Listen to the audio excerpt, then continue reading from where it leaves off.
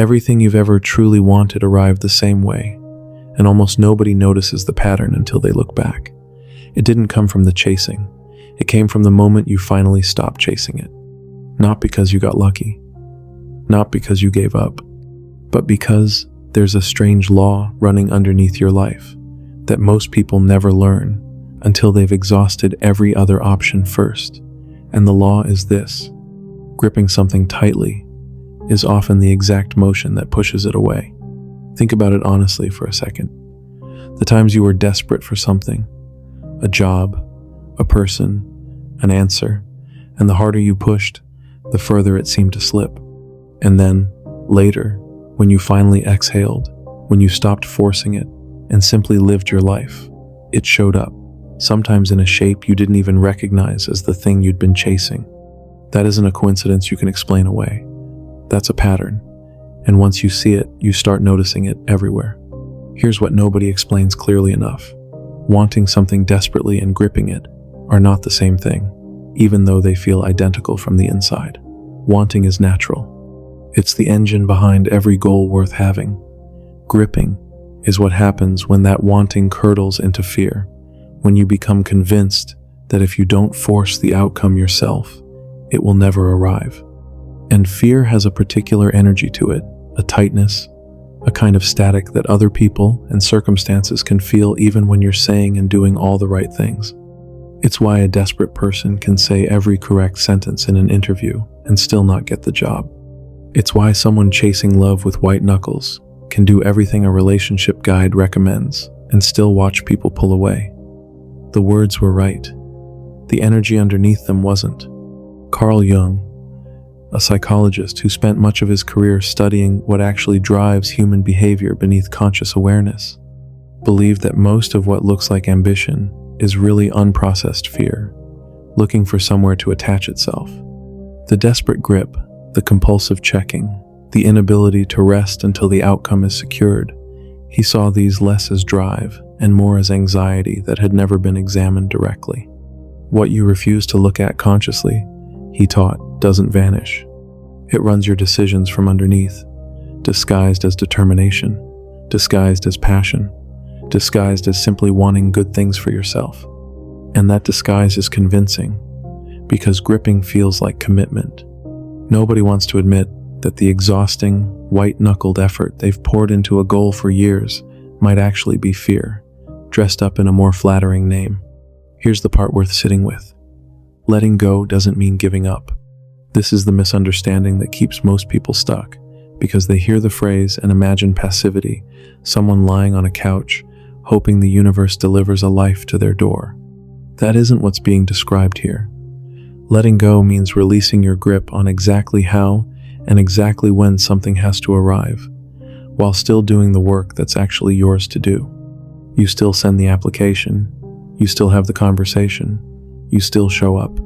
What changes is the tightness underneath it, the belief that if you don't personally force every variable into place, everything falls apart.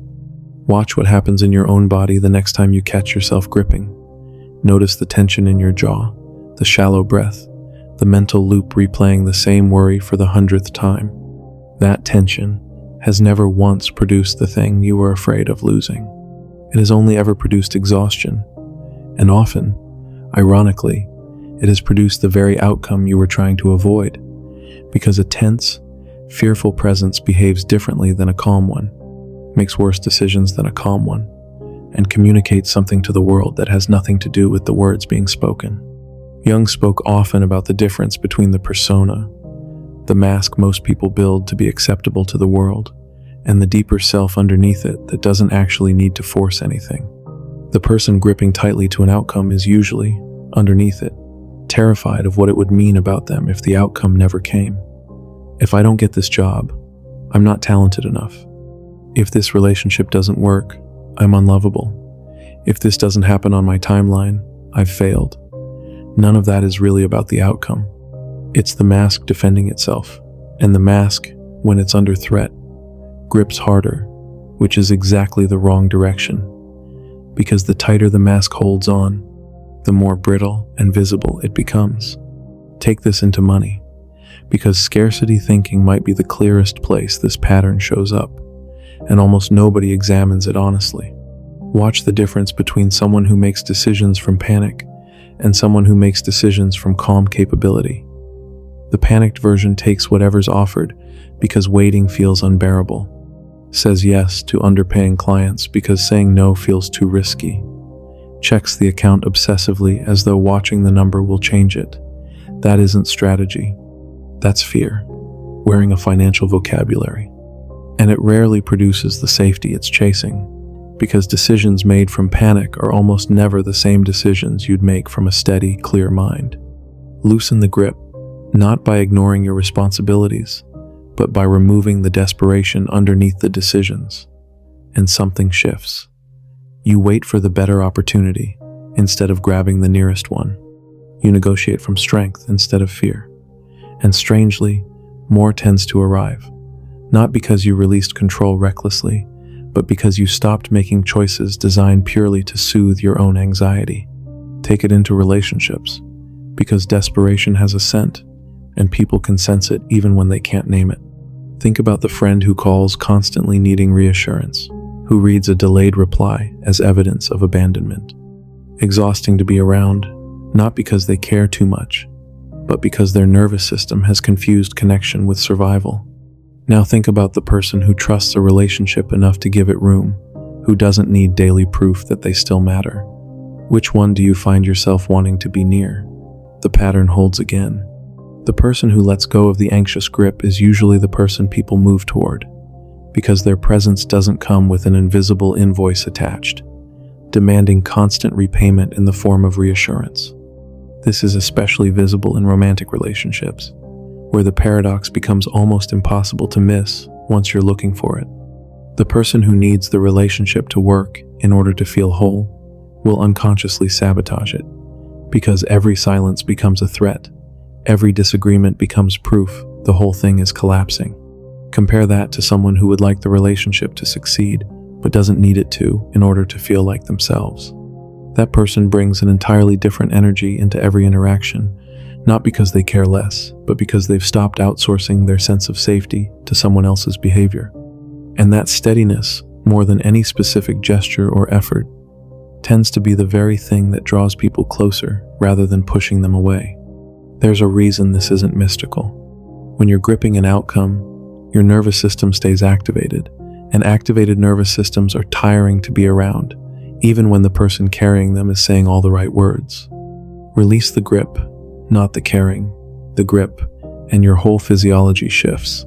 You listen instead of rehearsing your next sentence. You're present instead of performing for an outcome. That presence is rare, and rare things draw people in, not because they're trying to, but because most people are quietly exhausted by connection that comes with strings attached, and instinctively drawn to connection that doesn't. Take it into work, because ambition and desperation wear nearly identical clothing, and it takes a while to learn the difference.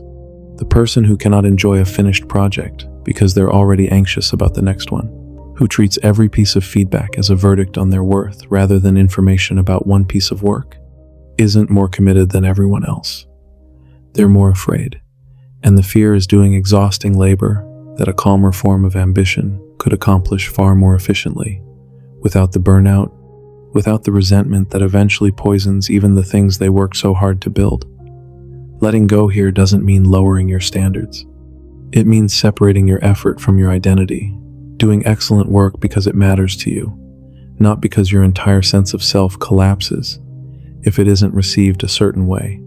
Jung believed that whatever remains unexamined in us tends to return dressed as what he called fate, the same pattern reappearing again and again as though it were simply bad luck, when really, it's an old unprocessed fear, finding new material to attach itself to. The person who has never looked honestly at where their gripping actually comes from will likely find the same exhausting pattern following them from job to job, relationship to relationship, no matter how much external success they accumulate along the way, because the fear underneath was never really about the job or the relationship.